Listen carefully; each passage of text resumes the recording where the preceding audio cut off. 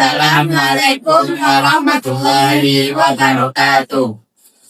Perkenalkan, kami dari kelompok 1 dan saya sendiri yaitu Muhammad Sadadi dengan NIM 253010310040. Saya Aisyah dengan NIM 253010320016. Saya Mutia Mesiska dengan NIM 253010320046. Kami akan menampilkan video Dengan mata kuliah Manajemen Sarana dan Prasarana Pendidikan.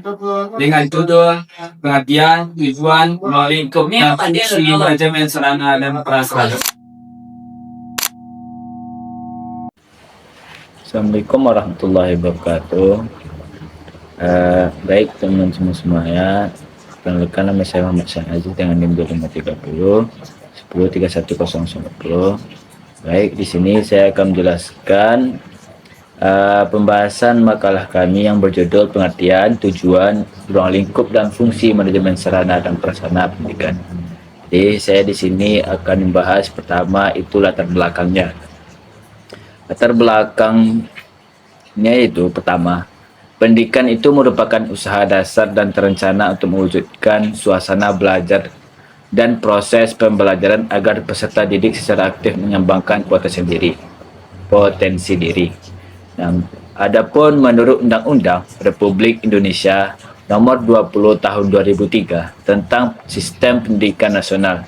Jadi, setiap satuan pendidikan wajib menyediakan sarana dan prasarana yang memenuhi kebutuhan pendidikan sesuai dengan pertumbuhan dan perkembangan potensi fisik, kecerdasan intelektual, sosial, emosional, dan kejiwaan peserta didik.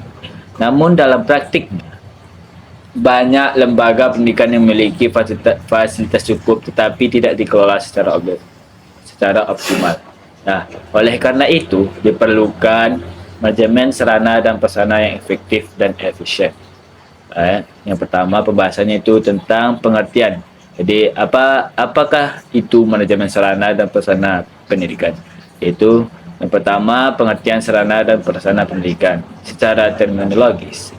Sarana pendidikan adalah segala sesuatu yang secara langsung digunakan dalam proses pembelajaran seperti buku, alat peraga, laboratorium, dan media pembelajaran.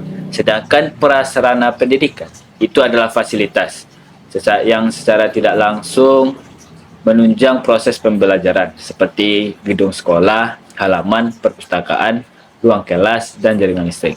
Adapun menurut para ahli, yaitu Ibrahim Bafadal, sarana pendidikan adalah semua perangkat, peralatan, bahan, dan perabot yang secara langsung digunakan dalam proses pendidikan di sekolah.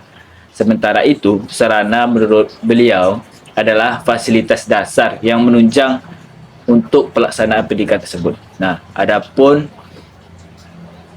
menurut Mulyasa mengatakan bahwa sarana dan prasarana pendidikan itu merupakan komponen penting dalam manajemen berbasis sekolah karena itu berpengaruh terhadap efektivitas pembelajaran. Adapun menurut George Terry, manajemen adalah proses perencanaan, pengorganisasian, pelaksanaan, dan penguasaan untuk mencapai tujuan yang telah ditetapkan. Nah, dari definisi tersebut, mari kita bahas tentang sarana dan prasarana pendidikan. Nah, jadi manajemen sarana dan prasarana pendidikan itu dapat diartikan sebagai proses sistematis dalam mengelola seluruh fasilitas pendidikan melalui tahap perencanaan, pengadaan, pendayagunaan, pemeliharaan, dan pengawasan. Nah, guna itu untuk mencapai tujuan pendidikan secara efektif dan efisien. Dengan itu, ketetapan dalam memahami pengertian sapras pendidikan sangat penting. Kenapa? Agar tidak terjadi kesalahan dalam praktik pengelolaannya. Maka nama saya Aisyah dengan NIM 253010320119. Saya akan membahas tentang tujuan manajemen Sarpras. Yang pertama ada efektivitas, yaitu meningkatkan penggunaan fasilitas pendidikan. Yang kedua ada efisiensi, menghindari pemborosan dalam pengadaan barang. Yang ketiga ada kesiapan, yaitu menjamin peralatan selalu dalam kondisi siap pakai. Yang keempat ada standarisasi, yaitu mendukung pencapaian standar nasional pendidikan atau SNP. Kedua ada ruang lingkup. Perencanaan adalah proses berpikir sistematis untuk merancang kebutuhan fasilitas di masa depan.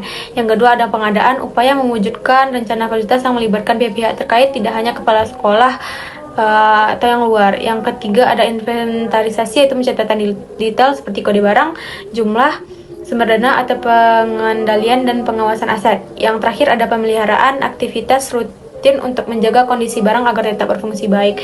Sekian dari saya ucapkan terima kasih. Assalamualaikum warahmatullahi wabarakatuh.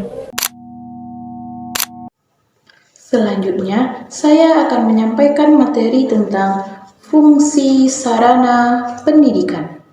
Yang pertama, alat pelajaran. Digunakan langsung oleh guru atau siswa seperti buku tulis, alat tulis, dan alat praktik. Yang kedua, alat peraga. Membantu mempermudah pemahaman konsep dari konkret ke abstrak. Yang ketiga, media pendidikan, saluran seperti cetak, audio, visual, untuk merangsang pikiran dan perhatian siswa, contohnya buku, teks, dan video. Selanjutnya, fungsi prasarana dan infrastruktur. Pertama, fasilitas ruang, lahan, ruang kelas, perpustakaan, ibadah, dan area bermain. Yang kedua, infrastruktur pendukung. Pelengkap gedung agar lingkungan aman, nyaman, meliputi yang pertama jalan, jembatan, gorong-gorong.